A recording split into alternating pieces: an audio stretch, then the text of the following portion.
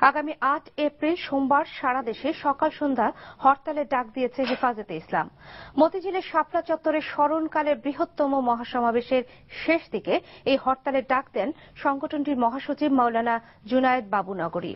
কারণ হিসেবে long March কর্মসূচিতে দেশের বিভিন্ন জায়গায় বাঁধা নেতাকর্মীদের লাঞ্ছনা, নির্যাতনের কথা জানান তিনি। এছাড়া নাস্তিক ব্লগারদের শাস্তি সহ ১৩ দফা দাবি মানা না হলে আগামী ৫ মে ঢাকা অবরোধের কর্মসূচি ঘোষণা করা হয়।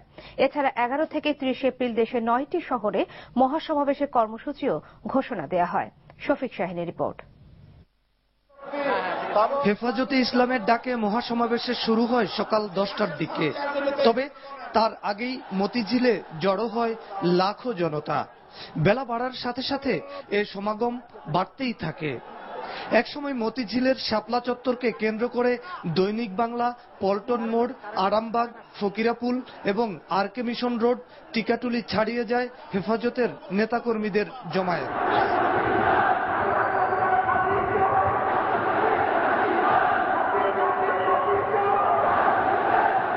নাস্তিকতার বিরুদ্ধে আর আল্লাহ, কোরআন এবং মহানবী সাল্লাল্লাহু আলাইহি ইসলামের পক্ষে মুহুর্মুহু স্লোগানের মধ্যেই চলতে থাকে আলেম ওলামাদের বক্তব্য।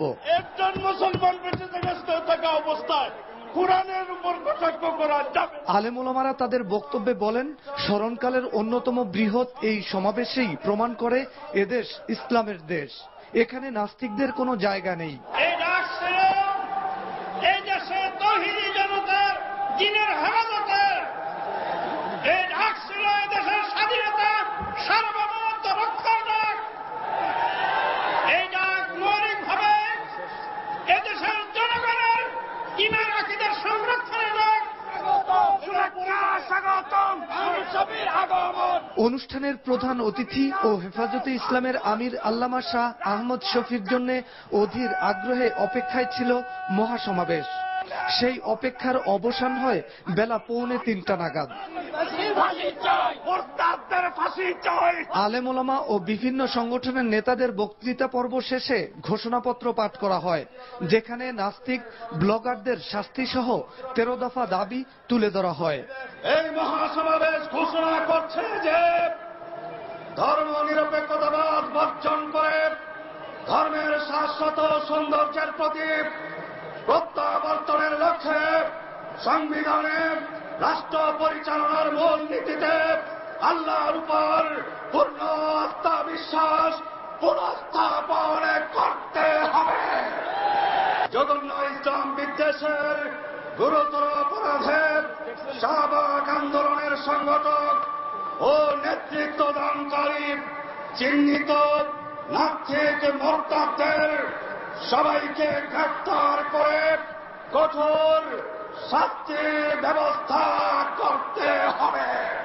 বার্ধক্যজনিত কারণে বক্তব্য দিতে পারেননি হেফাজতের আমির।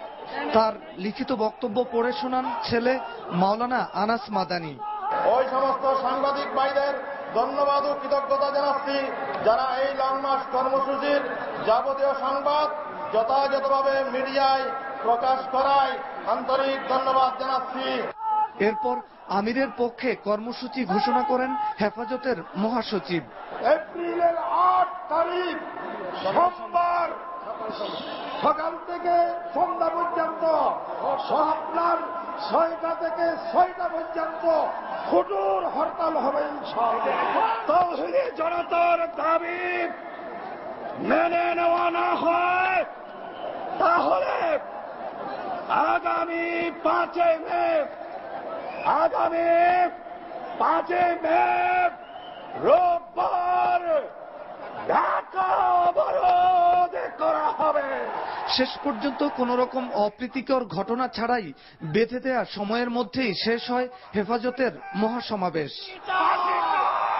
Shafiq Shahin, NTV news, Dhaka. শাপলা চত্বরের